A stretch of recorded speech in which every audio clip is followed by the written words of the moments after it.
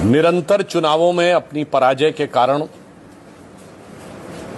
Congress party आज न सिर्फ मानसिक हताशा के दौर से गुजर रही है,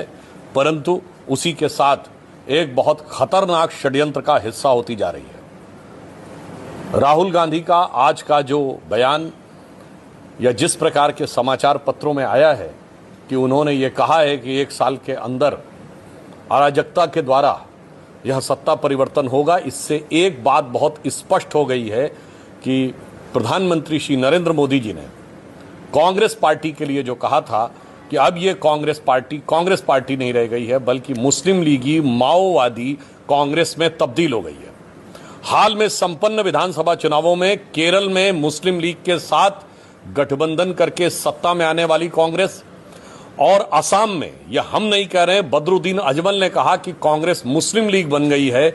यानी मुस्लिम लीग का जो स्टैंप है कांग्रेस पे, यह सिर्फ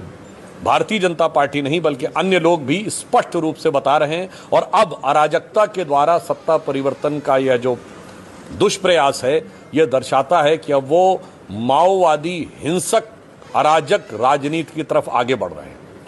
इसलिए हम ये कह सकते हैं कि इस बयान के द्वारा जो प्रधानमंत्री जी ने कहा था कि कांग्रेस मुस्लिम लीगी माओवादी कांग्रेस हो गई है, वह पूरी तरीके से साफ हो गया है। मात्र कुछ दिन पहले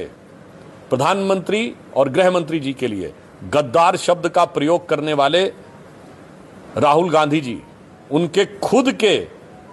मुंह से जो चीजें निकली हैं, अब देश के हर खुददार नागरिक को समझ में आ रहा है कि असली गद्दार कौन है। और आज जिस प्रकार के खतरनाक विषबेल भारत के अंदर और भारत की बढ़ती प्रगति को रोकने के लिए फैलाई जा रही है, और ऐसा स्पष्ट रूप से प्रतीत हो रहा है कि कांग्रेस पार्टी उसका हिस्सा बनती जा रही है। मेरा कांग्रेस से सीधा सवाल है कि आप ये सब कुछ विदेशी शक्तियों के साथ गठबंधन में कर रहे हैं, जान के कर रहे हैं, या अनजाने में आप उनके हथियार बन रहे हैं। इसलिए मैं देश की जनता से कहना चाहूँगा कि कहनी है एक बात मुझे इस देश के पहरेदारों से, संभल के रहना अपने घर में छिपे हुए गद्दारों से।